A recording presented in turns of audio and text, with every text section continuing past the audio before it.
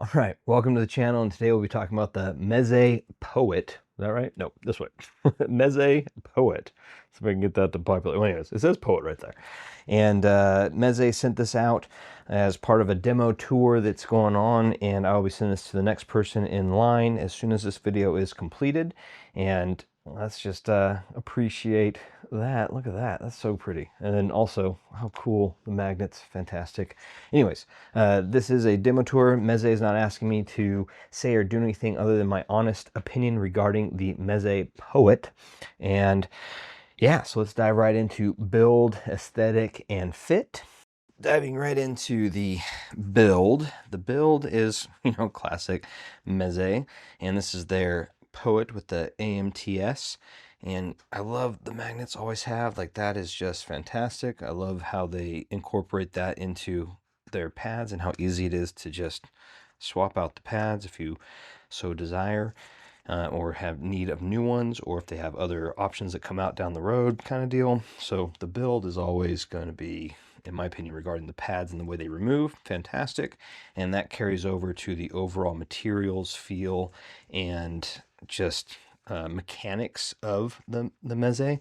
It's fantastic. Like, the everything about this is just next level build quality. I just love how they incorporate the mechanics of it. Like, this is pretty much like spring steel bands, it looks like, or like a I don't know what you call these. I guess bands the way it works. But then the leather is really nice. It has a nice feel to it, and it's interesting. The top has a little bit of rougher feel, but the bottom has this nice, softer, almost velvety feel. But it's really, really light. It's really, really nice feel to it. Then the pads as well are just really plush and just fantastic feeling. Onto the mechanics of how the cups swivel. There's a resistance to the way they swivel, but it's not horrible. Like, so, like, if I do that, you can see it slowly. Well, I guess I should do it here. So if you see that with the resistance, you can actually move the cup or the headphone itself, and it will slowly move by the weight of the cup. You can kind of see there, it slowly will twist out like that. And that's a really nice resistance. I'll actually dig that resistance, but it can come into play later on the fit. But overall, the resistance of how the cup swivel is really nice. I really like how it's not just a spinning crazy, like 360 go crazy thing, but these can 360 spin. It's not it's not like a restricted spinning of the, or swivel of the cup mechanic there. The next mechanic aspect is the up and down for fitting on your head. Has a really excellent resistance there. I can feel like how it kind of grips onto the like metal pole thing there. But yeah, it's actually nice. It holds in place when you need it to. You can kind of mess with it that way on your head. You can, it's stiff enough to where it's not easy to move and it won't fall out, in my opinion, but light enough to where you can move it when it's on your head. So build, excellent. I really really dig the overall quality of materials, and the feel of all the materials is excellent. Even the bands here are just solid. They don't feel like they'd break or bend overly or anything like that. The other thing that you want to be aware of is on the face here is, this is actually I'm not going to press hard on it, but this will dent easily if you're not careful. If you drop these or something like that, and it becomes really difficult to get that dent out, if not impossible. So, but that being said, this material here is quite lovely. I love the copper look, and it's just a really nice look to it and build quality. The cables themselves are also classic, just beautifully made. They have this really nice feel to them, and honestly, one of the better weaves you can get. And this is a very long cable, but the build quality is exceptional. And these ones are using the, I guess, the 3.5 style, similar to Focal, and everything about this is excellent. Like, just fantastic build quality across the board with the Poet and all of its accessories that came with the demo unit. And on to, I guess we'll go with aesthetic first. This will be fast and easy because this thing is gorgeous. I love the look of it. I love these kind of like the grill and how that looks with that design and the overall design aesthetic, I think this is just a beautiful headphone. And the cable as well is just fantastic. I love this look of the cable and the materials used, and like the little highlights where it's like the reddish. It's almost like this almost pink color, but not. It's like a really metallic red, and then the metallic like blue, but it also has almost like this purple to it, like a hint of purple almost. Maybe it's just the light in here, but I really dig the overall aesthetic of the cable and the headphones themselves. These are fantastic. Really dig on them a lot.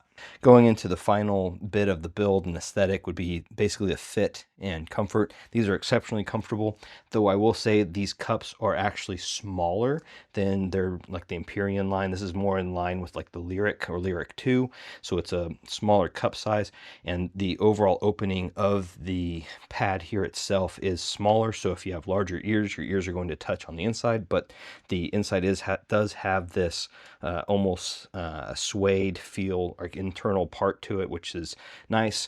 But if you are sensitive to your ears touching the inner part of the pads, that this will be probably a problem for you if you have larger ears, as well as the clamp force is not horrible, but it is relatively clampy, and that's, you know, kind of mitigated with how soft and cushy the pads are themselves. I had zero problems once they were on my head with the comfort of these. They are, in my opinion, one of the more comfortable headphones that you can wear, and really impressed with that. But I did have my ears touch the internal parts of the pad here, and as well as somewhat be almost an on-ear aspect where these would actually sit a little bit on my ear, and I'd have to kind of like wiggle them around a little bit to get my ear to kind of pop into the cup there. But not a big deal. They're super comfortable otherwise, and I never had any hot spots or any fit issues outside of that smaller cup size. So that is the build, aesthetic, and fit for the Meze Poet. So yeah, on to how these things sound.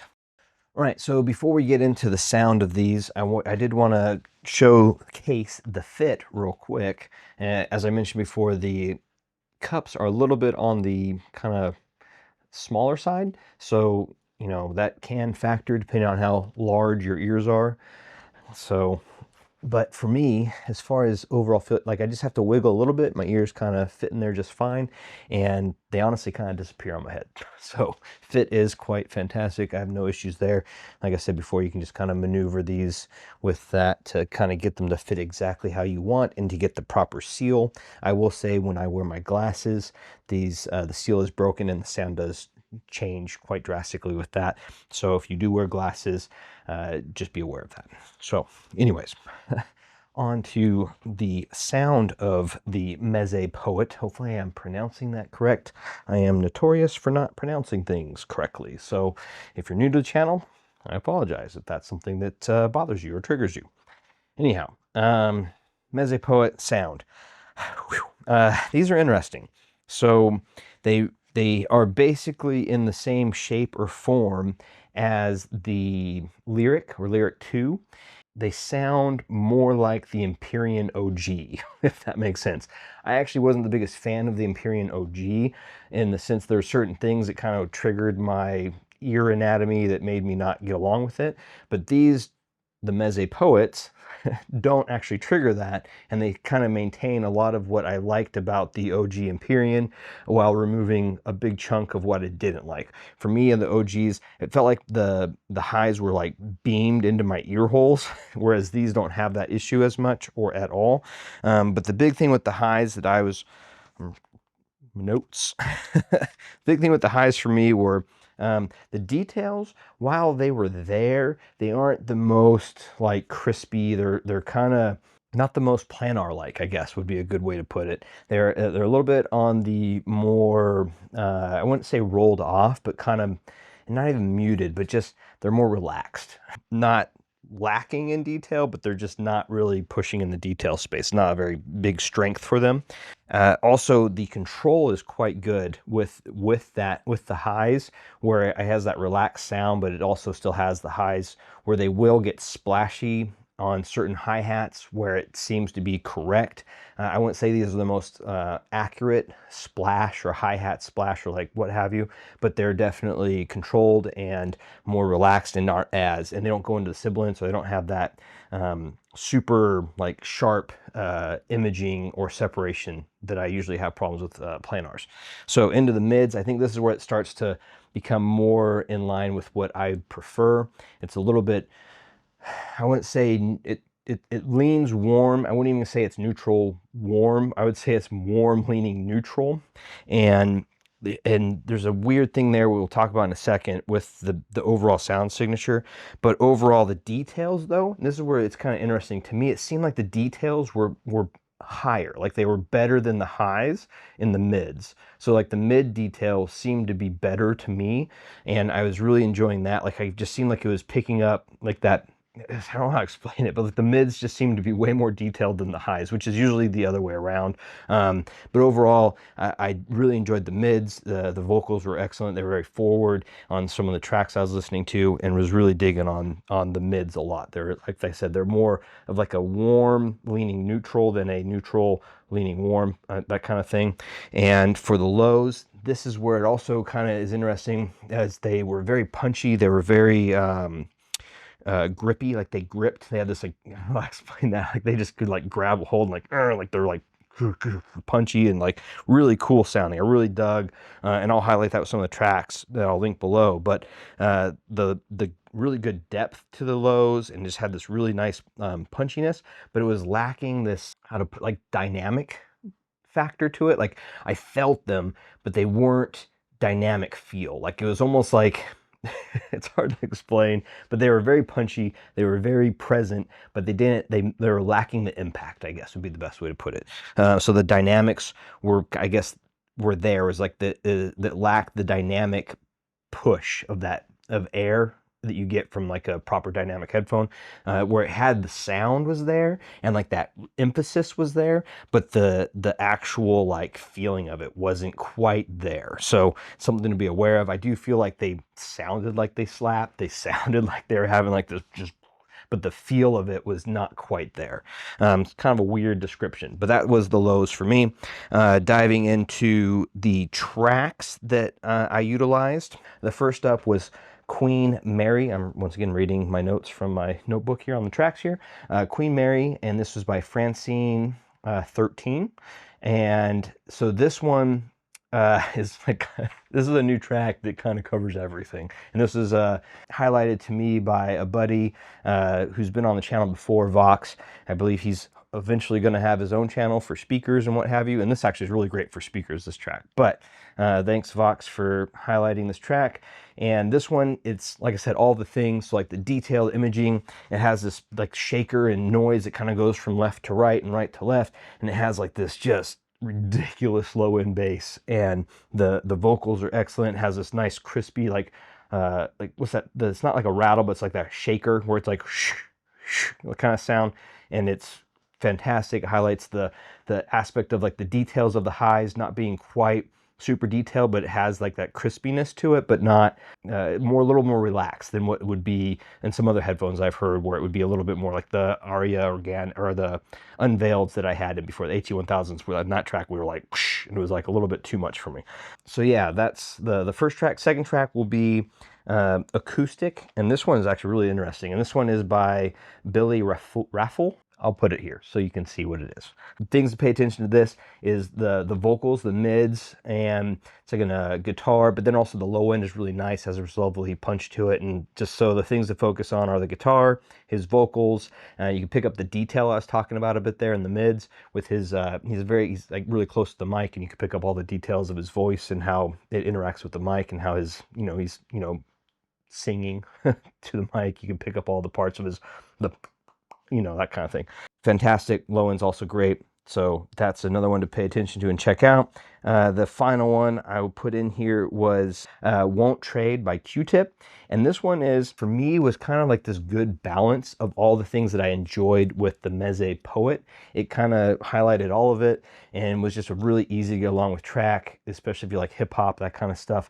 I really enjoyed the Poet with this one, just as a general overall like sound signature. It wasn't overly punchy in the low end. The mids were nice and warm. The details never got too like splashy or anything like that. It was just an easy listening kind of thing.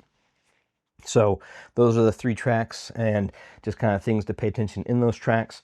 On to final thoughts on sound.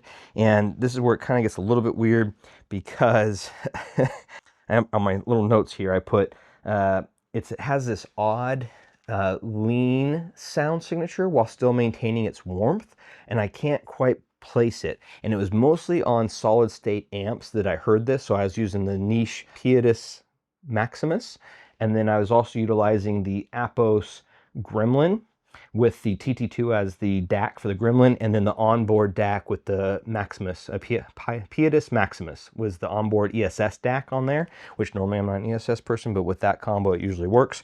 But with the solid state on the Maximus with the Poet, it did feel like on certain tracks it would get a little bit metallic, a little bit more lean, a little more just not quite as enjoyable as I found with the TT2 Apos Gremlin tube hybrid combo. That combo, almost everything was fantastic. I really enjoyed it with the hybrid tube. This Poet with the hybrid tube combos is quite lovely, very punchy, very dynamic in the sense of that, not like feeling dynamic, but the sound of dynamic. Really curbed like a lot of my issues I had with a lot of the different sound signatures. Once I moved over to the tube hybrid, a lot of it went away, and these really shined on that combo. So something to pay attention to. And that lean factor, like I said, went away, got way more richer, way more substance to it. There's more warmth there, and it really leaned into its own like self with the tube hybrids. Final thoughts on the Meze Poet.